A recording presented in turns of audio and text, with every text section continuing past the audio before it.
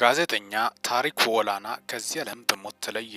በቀድሞው ፋና ራዲዮ የአፋን ኦሮሞ ጋዜጠኛ የነበረው ታሪኩ ኦላና ከዚህ ዓለም በሞት ተለይቷል።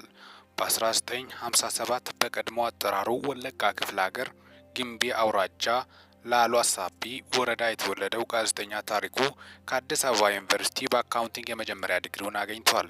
ትምህርቱን እንደጨረሰ ወደ ቀድሞ ፋና ያሁኑ ፋና ሚዲያ ኮርፖሬሽን በመቀላቀል በአፋን ኦሮሞ ክፍል በሚዲያው ዘርፍ የኦሮሞን ሕዝብ ባህልና ቋንቋ በማሳደግ ረገድ የበኩሉን ሚና ተጫውቷል።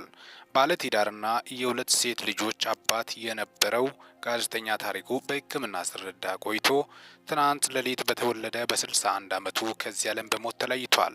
የጋዜጠኛ ታሪኩ የቀብር ስነ ስርዓት በዛሬው ዕለት አዲስ አበባ በሚገኘው ቀጨኔ መድኃኔዓለም ቤተ ክርስቲያን ተፈጽሟል። አሳዛኝ መረጃ ነው የደረሰን። ነፍስ ማር። ለመላ ቤተሰቦቹና ለወዳጅ ዘመዶቹ መጽናናትን እንመኛለን። ሚኪን ይህንን ቻናል ሰብስክራይብ በማድረግ ወቅታዊና አጫጭር ልደመጠው የሚገቡ መረጃዎችን ያገኙ። ሰላም ቆዩልኝ።